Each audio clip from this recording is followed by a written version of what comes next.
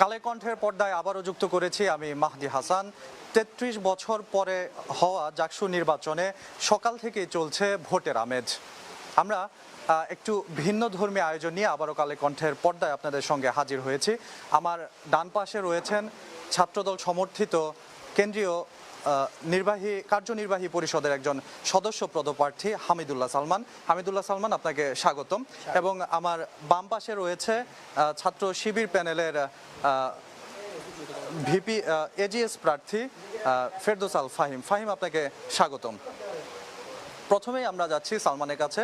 সালমান, ভোটের সার্বিক পরিস্থিতি কেমন দেখছেন, কেমন আশা করছেন?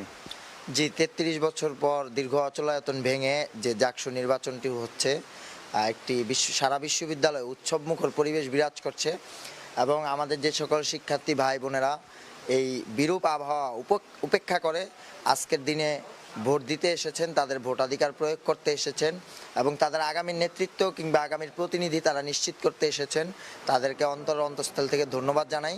কারণ আপনি জানেন যে নানান ধরনের ষড়যন্ত্র এবং নানান ধরনের অপকৌশল থাকা সত্ত্বেও শিক্ষার্থীরা তাদের রায় জানাতে এসেছে। শিক্ষার্থীরা যাদেরকেই রায় দিবে আমরা তাদেরকে মেনে নিব ইনশাআল্লাহ, এবং আমরা সবসময় শিক্ষার্থীদের পাশে থেকে শিক্ষার্থীদের ভোটাধিকার এবং বাকস্বাধীনতা রক্ষায় যা যা করা প্রয়োজন এবং একটি আদর্শ শিক্ষাঙ্গন জাহাঙ্গীরনগরকে বিনির্মাণের জন্য যতটুকু সহযোগিতা করা প্রয়োজন আমরা বাংলাদেশ জাতীয়তাবাদী ছাত্রদল সবসময় ততটুকুই শিক্ষার্থীদের পাশে আছি ইনশাআল্লাহ। সালমান, সকাল থেকে ভোট শুরু হয়েছে, এখন প্রায় 1 ঘন্টার উপরে ভোট গ্রহণ চলছে। কেমন দেখছেন, কোনো অনিয়ম চোখে পড়েছে কিনা সেই বিষয়টা একটু বলবেন। এখন পর্যন্ত আসলে ওই নজরুল হলে শিবিরের একজন নেতা তিনি প্রবেশ করেছিলেন সকালবেলায়, সাবেক নেতা তিনি। সেটা ছাড়া আসলে আমরা তেমন কোনো ধরনের অভিযোগ এখন পর্যন্ত আমি পাইনি। আপনারা আসলে সাংবাদিক ভাইরা আসলে বলতে পারবে কোন হলে কি হচ্ছে, কিভাবে কতটুকু হচ্ছে। তবে আমাদের হলে এখন পর্যন্ত যেহেতু বিশ্বকবি রবীন্দ্রনাথ ঠাকুর হলে আমি নিজে ভোট দিয়েছি এবং আমি এই হলেই থাকি এবং আমি আরও 2-3টি হলে গিয়েছি। আমার কাছে তেমন কোনো অনিয়ম এখন পর্যন্ত চোখে পড়েনি, কারণ শিক্ষার্থীরা সজাগ আছে, শিক্ষার্থীরা যে কোনো ষড়যন্ত্র রুখে দেওয়ার জন্য প্রস্তুত আছে। শিক্ষার্থীরা যে রায় দিবে শিক্ষার্থীদেরকে সাথে নিয়ে আমরা সামনের জাহাঙ্গীরনগর বিনির্মাণে আমরা প্রত্যাশী। ধন্যবাদ সালমান। ফাহিম, আপনার কাছে একটু আসবো।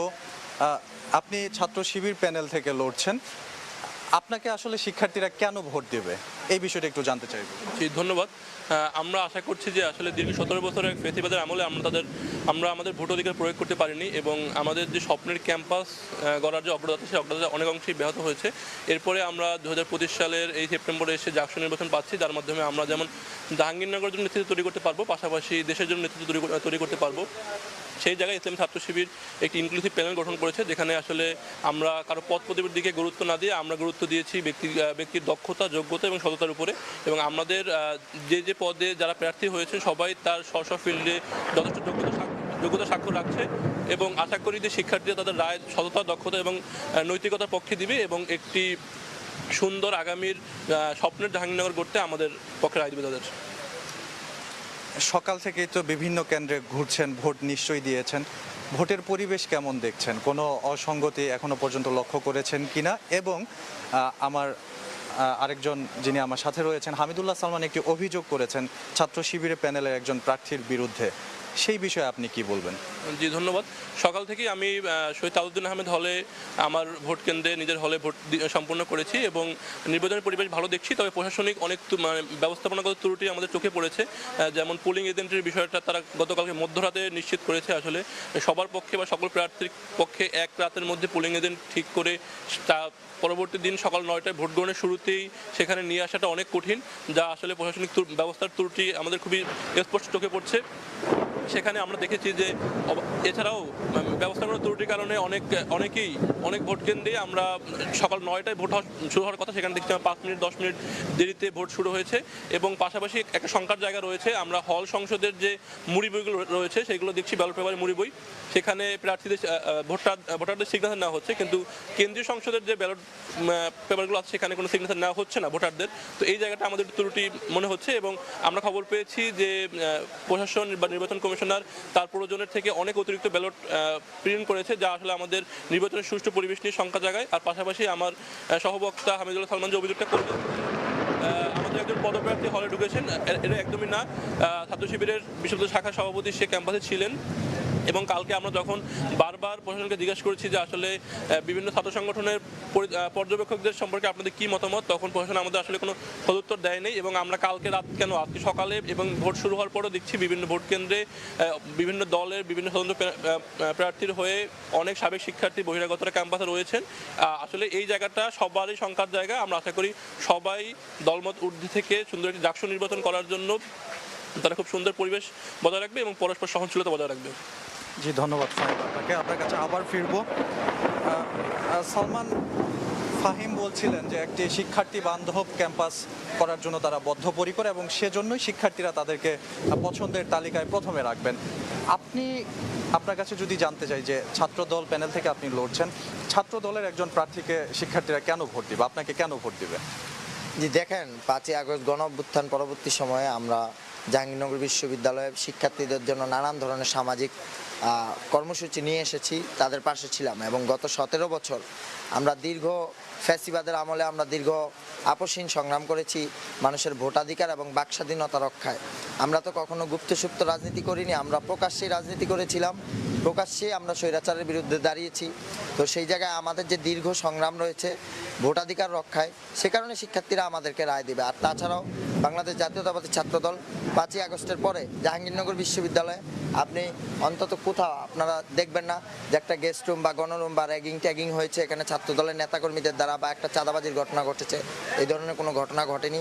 এবং জাহাঙ্গীরনগর বিশ্ববিদ্যালয় শাখা ছাত্রদল সর্বোচ্চ আন্তরিকতার সাথে সর্বোচ্চ ধৈর্যের সাথে তারা চেষ্টা করছে যাতে একটি শিক্ষাঙ্গনের পরিবেশ, যাতে শিক্ষার পরিবেশ থাকে এবং একটি আন্তর্জাতিক গবেষণা সমৃদ্ধ বিশ্ববিদ্যালয় জাহাঙ্গীরনগর বিশ্ববিদ্যালয় হতে পারে। এছাড়াও স্বাস্থ্য সুরক্ষা নিয়ে আমরা কাজ করছি। শিক্ষার্থীদেরকে আমরা সকল শিক্ষার্থীর জন্য ফ্রি হেপাটাইটিস বি ভ্যাকসিনেশনের আয়োজন করেছি কার্যক্রম। আমরা শহীদ নাফিসার নামে একজন নারী শহীদের নামে আমরা নারীদের জন্য নারীদের নিয়ে ব্যাডমিন্টন টুর্নামেন্ট করেছি। তাছাড়াও আপনি জানেন যে নারীর অগ্রযাত্রা জাহাঙ্গীরনগর বিশ্ববিদ্যালয় ছাত্রদল উল্লেখযোগ্য যে ভূমিকাটি রেখেছে। জাকসু নির্বাচনে জাকসুতে নারীদের জন্য কোনো সংরক্ষিত এজিএস পদ ছিল না। বাংলাদেশ জাতীয়তাবাদী ছাত্রদলের সংবিধান সংশোধনী প্রস্তাবনায় ভিত্তিতেই এই পদটি তৈরি হয়েছে। তো দেখেন, আমরা নারীদেরকে নিয়েও কাজ করছি, আমরা শিক্ষাঙ্গনের যে পরিবেশ সুষ্ঠু পরিবেশ তা নিয়েও কাজ করছি। আমরা প্রতিজ্ঞাবদ্ধ, যদি কোনো দিন বাংলাদেশের এই শিক্ষাঙ্গনগুলোতে বিশেষ করে জাহাঙ্গীরনগরে যদি আর কোনো দিন গেস্ট রুম গণরুম র্যাগিং ট্যাগিং কালচার ফিরে আসে, তাহলে সর্বপ্রথম যুদ্ধ করবে বাংলাদেশ জাতীয়তাবাদী ছাত্রদল সাধারণ শিক্ষার্থীদেরকে সাথে নিয়ে। তো আমি মনে করি বাংলাদেশ জাতীয়তাবাদী ছাত্রদলকে ভোট না দেওয়ার কোনো কারণ নেই। বাংলাদেশ জাতীয়তাবাদী ছাত্রদল সবসময় শিক্ষার্থীদের ম্যান্ডেট নিয়ে শিক্ষার্থীদের সাথেই আছে। তো শিক্ষার্থী মানেই বাংলাদেশ জাতীয়তাবাদী ছাত্রদল, এই কারণেই জাতীয়তাবাদী ছাত্রদলকে ভোট দেওয়া উচিত বলে আমি মনে করছি। সালমান, আমরা শেষ করব, সবশেষ জানতে চাইবো আপনার কাছে যে শিক্ষার্থীদের উদ্দেশ্যে, শিক্ষার্থী ভোটারদের উদ্দেশ্যে ছাত্রদলের পক্ষ থেকে আপনার কি বার্তা থাকবে? ভোটারদের উদ্দেশ্যে আমাদের বার্তা হচ্ছে, আমাদের বার্তাটি স্পষ্ট। দীর্ঘদিন আপনাদের ভোটাধিকার এবং বাকস্বাধীনতার জন্য আমরা লড়াই করেছি। আপনার যাকে খুশি তাকে ভোট দিবেন, আপনারা ভোট দিতে আসেন, আপনারা ভোট দিতে আসবেন। এবং অবশ্যই যেহেতু আপনাদের জন্য আমরা দীর্ঘদিন সংগ্রাম করেছি, বাংলাদেশ জাতীয়তাবাদী ছাত্রদলকে আপনারা পূর্ণ সমর্থন দিবেন। এবং আপনারা যদি আপনাদের ভোটাধিকার নিশ্চিত করেন, তাহলেই হবে আমাদের দীর্ঘ আন্দোলন সংগ্রামের সার্থকতা। এটাই ছিল ভোটারদের প্রতি আমাদের উদাত্ত আহ্বান। এবং জাহাঙ্গীরনগর বিশ্ববিদ্যালয়ের সকল দল মত নির্বিশেষে সকল শিক্ষার্থীর প্রতি আমার একটি আহ্বান থাকবে, নির্বাচনে জয় পরাজয় থাকবেই, যারাই জিতবে শিক্ষার্থীরা যাদেরকেই রায় দিবে তাদেরকেই আমরা প্রতিনিধি মেনে নিয়ে আগামী জাহাঙ্গীরনগর বিনির্মাণে দল মত নির্বিশেষে সবাই ঐক্যবদ্ধ হয়ে জাহাঙ্গীরনগরের হয়ে আমরা সবাই কাজ করব ইনশাআল্লাহ। ধন্যবাদ সালমান কালের কণ্ঠে যুক্ত হওয়ার জন্য। ফাহিম, আমরা শেষ প্রান্তে এসে পৌঁছেছি। শেষ প্রশ্ন আপনাকে করব, শিক্ষার্থী ভোটারদের উদ্দেশ্যে ছাত্র শিবিরের পক্ষ থেকে আপনার কি বার্তা থাকবে? জি ধন্যবাদ। আমরা শিক্ষার্থীদের বলতে চাই যে আপনি ভোট কেন্দ্রে আসুন, আপনি আপনার জন্য ভোট দিন, আপনি যাকে খুশি তাকে ভোট দিন এবং আপনার ভোটটা আসলে নিশ্চিত করবে যে আসলে আগামী দিনে জাহাঙ্গীরনগর কেমন হবে।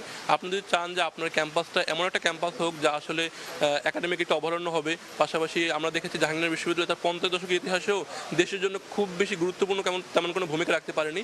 তাই আমরা চেষ্টা করছি এই বিষয় নিয়ে কাজ করার জন্য। শিক্ষার্থীরা যদি তাদের রায় দেয় এবং ভোটাধিকারটা প্রয়োগ করে, আগামী দিনে নেতৃত্বের মাধ্যমে জাহাঙ্গীরনগর যেমন একটা একাডেমিক অভয়ারণ্য হবে, পাশাপাশি দেশের রাজনীতি অর্থনীতি এবং এবং দেশের সামাজিক উন্নয়নে, সাধারণ মানুষের উন্নয়নে কাজ করবে সেই প্রত্যাশা ব্যক্ত করছি। এবং শিক্ষার্থীদের বলতে চাই যে আসলে আপনারা যদি আপনাদের ভোটাধিকার প্রয়োগ না করেন তাহলে গুটি কয়েক মানুষের ভোটে এমন কেউ নির্বাচিত হবে যা আসলে হয়তো সবার কথা বলবে না, সে হয়তো নিজের কথা বলবে। তাই আমরা বিশ্বাস করি যে জাহাঙ্গীরনগরে প্রায় 11,650 বা প্লাস মাইনাস ভোটার রয়েছে, সবাই যেন ভোট কেন্দ্রে আসে এবং 100% ভোট কাস্ট হওয়ার মাধ্যমেই আমরা আগামী দিন নির্ধারণ করতে চাই, যারাই আসলে আগামী দিনে জাহাঙ্গীরনগর কেমন হবে তা নির্ধারণ করবে। পাশাপাশি সবাইকে ধন্যবাদ জানাতে চাই। ফাহিম, আপনাকে ধন্যবাদ কালের কণ্ঠে যুক্ত হওয়ার জন্য।